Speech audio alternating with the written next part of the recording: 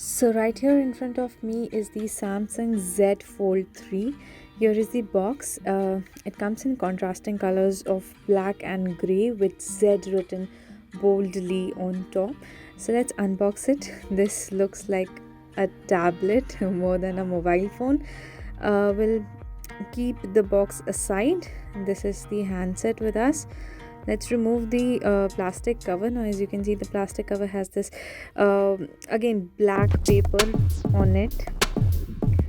Let's switch it on and see, you have the Samsung branding on top on the cover display as well. Now talking about the display, it has got a 7.6-inch Full HD AMOLED display.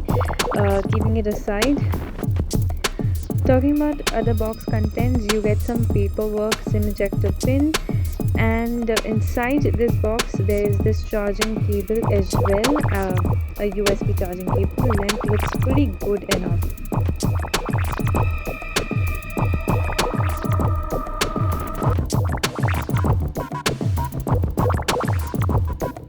Keeping the box contents aside, let's talk about the smartphone now.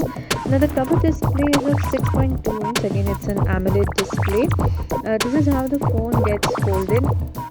Once you open it up or you unfold it, it looks more like a tablet. The phone weighs 271 grams and packs Snapdragon 888 SoC. It is coupled with 8GB RAM and 128GB ROM. Talking about the touch is pretty smooth here. It is rated as IPX8 for water resistance. When you unfold it, there is the front camera here. Now the front camera is a 4 megapixel on the cover, while on the main screen it is a 10 megapixel, which is undercover. It runs on Android 11. The battery, it is supported by 4000 mAh battery and gets 15 watt USB charging support.